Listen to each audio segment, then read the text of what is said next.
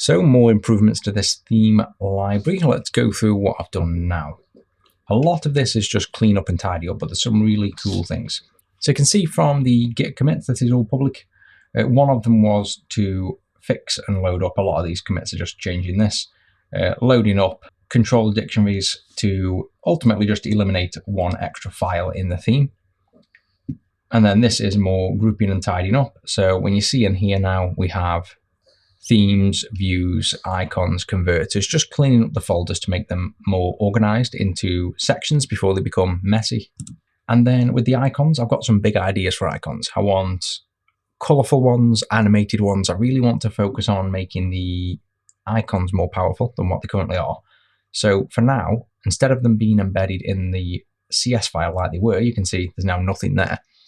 I've written it as part of the Roslyn Analyzer to allow us to specify a folder here to the project, which is saying to go into icons and then SVG folder, and anything it finds in here, which I've then extracted out those geometry paths into real SVGs, so you can open them and see them as SVGs.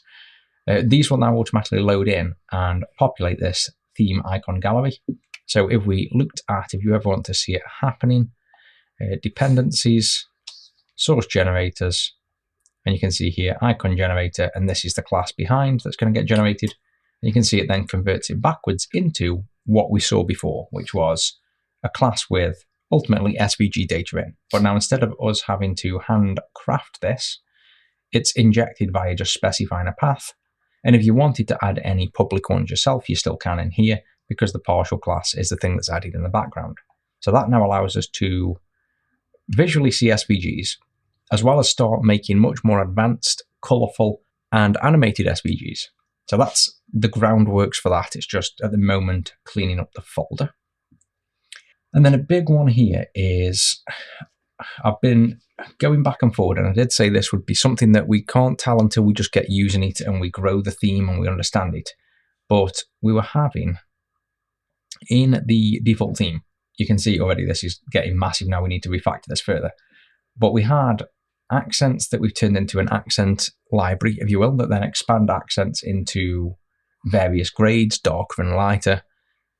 And then I was adding all these into here and using ramps to calculate the gradient of light. So I've changed it now so we can have 10 shades of dark, 10 shades of light, and these are all auto-calculated, if you will, from a single color. So we have an accent of primary that's this color, and then we generate all of the lighter and darker shades using a color ramp, which is basically just a bit of math that calculates and converts the hue and contrast naturally as a color ramp up and down. So that means now in the controls, you can see now our buttons, all this is coming off one color for each. So a gray and a blue are specified there. If we take a look at this one, you can see all of the colors now are derived from a single value, and all the shades are automatically calculated. And because of that, trying to remember things like surface, on surface raised, it didn't make sense to me. So I've gone backwards in terms of calling these names of things, just literally colors really, accent primary, accent neutral. And neutral is effectively the gray, where all your default colors come from. And doing away entirely with the kind of surface and on-surface things. It's now color-based.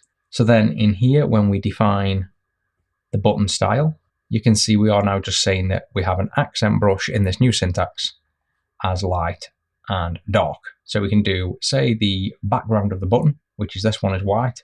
If you change this light to, say, light 7, you can see then the default button is a darker shade, but everything else blends in and all the hovers work. You can do, say, light 9 to get a just slightly grey button. And this is then up to whoever's making the themes. You just know that if you specify a brush and the shade, you know it's going to be lighter or darker. The other thing you'll notice is I've now split them. So instead of it just being theme, we have color colon to find colors. We have size colon to find sizes. And theme then has things like the alignments, which until they grow, they can stay as part of the theme. You'll also notice that I'm binding this button to just something called accent brush, and yet it's got the default behavior as well. That's because another step, which is, that's the bit we've spoken about there, splitting the theme up into colors and sizes. And actually, the one before here is one color ramp with hue and accent kinds. It doesn't really explain it in the commit, but what I've done is I've also converted, you have accents, which were the colors, but then we also had your default colors for things that weren't accents, your general theme. Because it's basically the same idea. A default button, if you will, is just simply still a kind of accent. It's just a neutral accent. So I literally made it something called a neutral accent. If we take a look in here, we then have this. So, well, here it is, neutral. So you'll see explained here, every color in the theme is now just a hue and a ramp. Accent neutral is the palette's default. So what that means is at the top of the theme now, we can specify what hue, what color effectively here, is the default one that's used as the non-accented buttons. So if I wanted the theme in general to look greenish, you could come into here and it would be, say, accent success. So we could do success. And now if we compile, you'll notice that the default accent, in a sense, the default unstyled one, will become, hopefully if this works, will become green. So there you go. So now the default theme, in a sense, has gone green, and the styles are on top of that. This then keeps our theme pretty much specifying a set of colors and a set of sizes, which at the moment the sizes are buried in all of this mess, unfortunately. We've got to clean this up now, but you've got sizes here. So a similar way to colors, having hues and brightness grades. Next, I want to clean up the sizes to have a base size, and then instead of specifying all these, just having maybe an attribute like this with values in either side of the figure, and probably moving all of these out as well, out of this class. You don't want all this, because the whole reason is we changed a class from being massive, and all we've ended up doing again is making a massive class now. So we need to refactor again. But ultimately now the theme is just accents for everything to do with color, and the accents are now all auto-generated using a color ramp. And you can see if we have a dark theme, I actually have a mirrored color ramp. So when things should be a shade, like highlights or shadows, this inverted color map will ensure that the contrast and hue go the correct way for the dark. So this is aiming towards an automatic dark theme without us having to specify one, based off the same color palette. So that's a lot of the work so far, and that's allowed us now, you see in here, to have this really clean, and we go to the preview, a really clean layout. So a button spinner now at the right spinner, if we recompile, with nothing specified, has now got all of those accents. And if we went into the style here, this is one thing I didn't show you yet. If you notice now, there's the classical control theme. If we go down to after the template where we put the styles in, you can see now, look how simple the styles are. There's no more hover, default, accent. Everything is one set of styles. So there's the entire style for the button. You'll see this is just the key support. This is the border.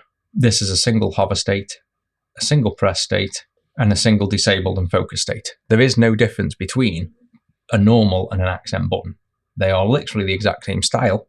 And this happens because in here where we've specified an accent brush, we haven't even mentioned anything. It's this magical thing called an accent brush that then picks up the accent kind like this. But the trick there is we originally had to have an accent section, if you look back at the last video, and a normal section. By making the normal thing an accent, just neutral, which is that stuff I've just shown you, now for the accent to work as a single style, this ultimately just defaults to a theme accent dot kind as neutral.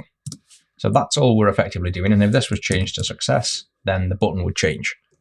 So the magic we did there is to make anything across the whole application have a default pass down accent kind of neutral.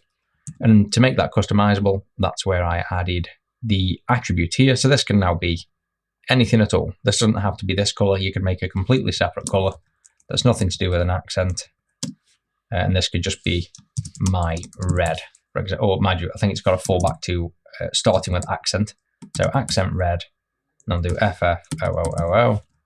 This could change to red. And now without changing styles, if we recompile, the default application will pick up red hues everywhere and also make all the color gradients, he says. So that didn't work. Oh yeah, that's because I have to add all the color and accents and ramps manually at the moment. So all this is currently manual. I'm about to make that automated. So this will work, kind of just adding a color like that. Once I come to make this the next step, which is basically to add all these automatic generations via the source generator, because at the moment I'm having to hand add all of these source properties, color ramps, aliases, all that stuff. Doesn't need to be. This was just to prove this is going to work, but now all of this can be fully automated. So that's it for this one, guys. I'll keep pushing, and soon we should have this class right down to a nice simple list. And then after that, I honestly think it's time to then go through all of the controls that are left, checking out how they look, fixing, as we saw. I don't think I ever fixed it. Oh, I did fix them. Don't remember doing that.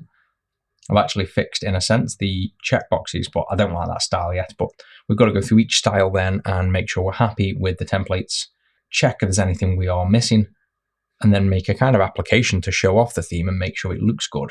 And then ultimately the in-app editability that we mentioned, where we can change paddings, margins, fonts, thicknesses, color schemes, all on the fly, and watch and craft our theme visually in seconds and watch the entire application scale, grow, and change, all from those few values on the theme. And then we're done. We have a really powerful theme engine then. So we're not actually that far off now, having something that's really customizable. So I hope you guys are excited when this is finally done, and then we can maybe purposely make a handful of themes and maybe even a really complicated one. Let's do something really advanced once we've got this theme system working. So I'll see you guys in the next one.